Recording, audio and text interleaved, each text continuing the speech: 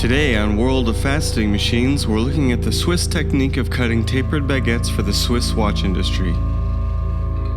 The first step of the process is sorting. Watch manufacturers have extremely high quality standards and the stones must be color matched and microscope clean. For this reason, Swiss cut stones are typically recut from cut stones, but in this case, the Pakistani emeralds are still in the rough form.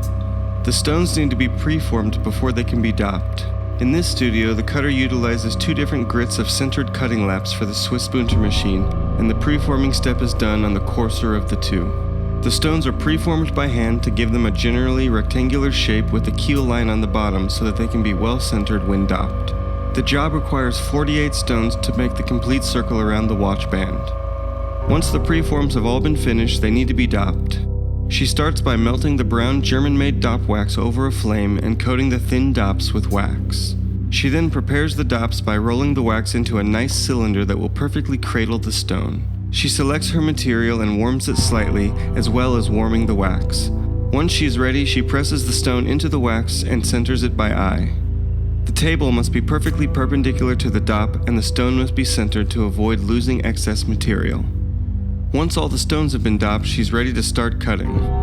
The customer has asked for a 2.5 by 2 mm stone with a 3.75 degree taper with a tolerance of 0.2 mm. Her first task is to make a rectangular baguette shape so she can exactly calibrate the stone size. She aligns the dop against the lap and tightens it.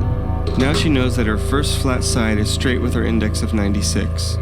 She must cut and measure until she gets to her desired size. All the cutting is done on the finer of the two centered laps so she can be precise without overcutting. When the final size is achieved, she cuts the tapered sides into the baguette. You can see that the tapered side is half cut here. When the vertical facet line reaches near the end of the stone, they leave a small remainder of the original side, called the witness line, so that they know that the taper is fully cut, but the width of the end of the stone hasn't gotten too small. The outline is finished and now she adjusts her angle and index in order to start cutting the crown facets. The crown has two steps, but the second step is so small that she cuts them on the polishing lap. Once the facets are cut, she must cut in the table. For Swiss cut stones, all the tables must be exactly the same size in order to achieve a smooth, circular effect when the stones are put together. She micro-adjusts her angle to exactly 0 degrees and then begins cutting.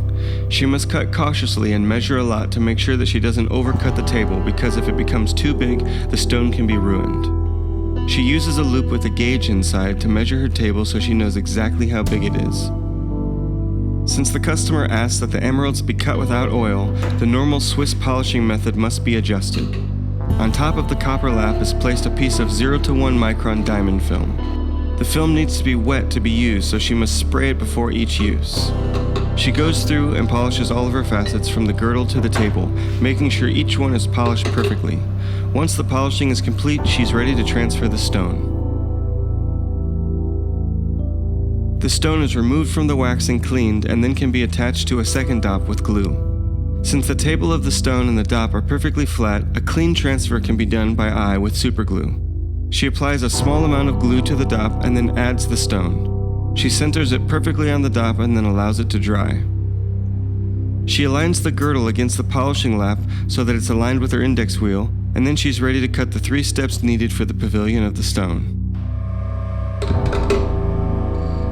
She sees that her first facet is coming in crooked, so she adjusts the cheater knob slightly to make sure that her girdle lines will be perfectly parallel. Once all the steps are cut around the stone, she can move on to polishing. There are 12 facets on the bottom of the stone, so she must go around and polish each one, making sure all her meet points are perfect.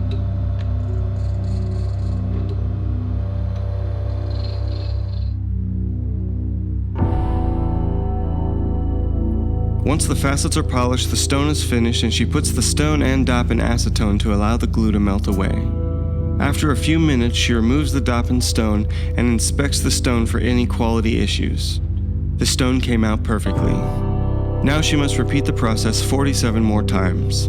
Once she has all 48 stones finished, they can be laid out in their intended pattern, a shining green circle that fits around the bezel of a watch face.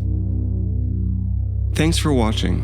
If you'd like to know more about the Swiss-made Bunter faceting machine, Then check out our Bunter machine video, and see you next time on World of Faceting Machines.